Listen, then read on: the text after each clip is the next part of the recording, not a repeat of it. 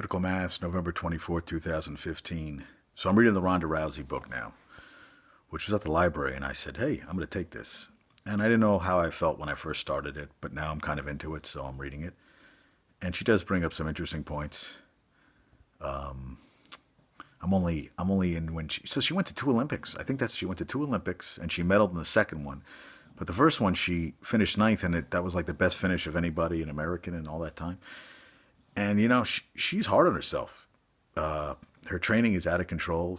She had body issues because she was like thick, muscular, but didn't look like other girls. But I think she barely graduated high school. So I'm just interested. Now I'm getting into it. I want to keep reading it. So she lost this fight and she got a lot of shit. And people saying, "Oh, that's a champion never gets beat up like that." That's bullshit, man. And Ali's daughter even said something. He lost the title two or three times. Maybe he didn't get knocked out, but he lost the title. I mean, people have lost. You gotta lose to get back and succeed. Not everybody finishes ahead. But it's interesting how she said that she doesn't believe people who kind of like that's her fight. She goes all balls to the wall, and she goes for she's trying to win. And she talks about how some fighters like will get ahead and then they go back and they'll run they'll get a lead and then they hold on to it, and she's not like that. She's like, I'm going for it. And I mean, she's not a boxer. She was judo, so she fought a boxer this time. And she got hit, she got beat up, and she's not really a fighter. That's not her strong point. But she'll come back. I think I would. After reading the book, I'll be shocked if she just said, "That's it, I'm done." I mean, I know she has other stuff going on, but I don't think the way she talks about defeats, I don't think she's going to go a bitter taste like that. And I respect her. I really do. So it was fun, but it wasn't this morning. So it's freezing here in New Jersey, New York, is East Coast people. I mean, my friend Frank told me that it was like 80 something yesterday or 85 in Cali. So I was like, okay, well, it's not that warm here. But and he was coming, oh, it's so hot. It's all it's Thanksgiving. I'm like, dude, you live in California. What do you expect? And that's all everybody. They all come, oh, it's too hot. It's too hot. When I lived out there, it was just weird, the holidays, but I didn't miss not wearing a winter coat at all.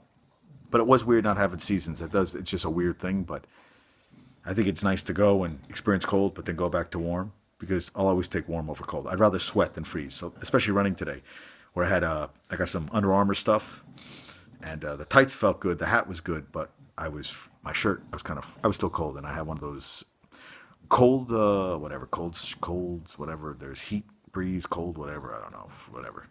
So I was on the bus, and I have to get bus tickets, and I always put them the night before in my wallet.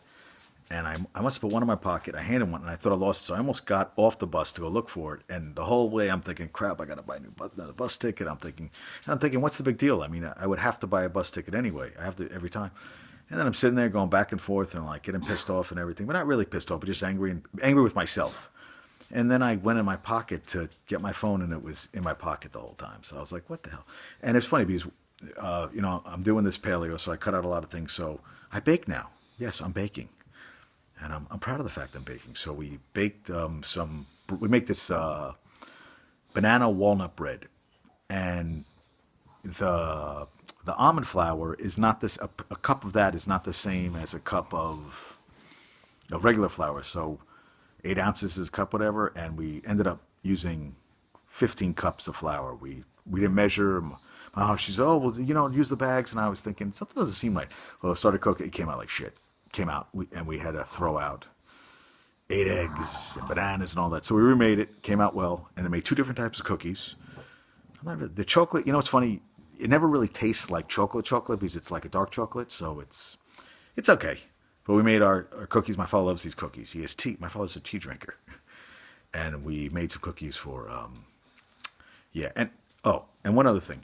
Johnny Manziel was doing the third string because they said TMZ reported that during the bye week he was at a big rager party, and I thought about this because I thought about he could party off season whatever, but if he let loose one day, I mean he shouldn't be drinking anyway, but he's still 22, 23 years old. He's still a kid,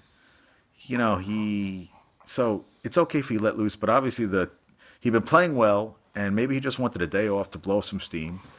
And TMZ, I think that guy who created TMZ is one of the worst individuals in the world. I don't know what his name is. He's always with a cup in his, and I mean, they just look for shit to put out. And that's the world now. I mean, I guess he can't do shit, but I kind of feel for him. I feel like maybe he just wanted to blow some steam. I don't know all the details, but now he's third string, which means he's done. He's done in Cleveland.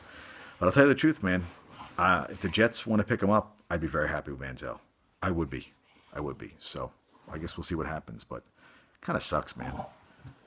But, you know, he was given the golden ticket. I mean, maybe be a choir boy and, you know,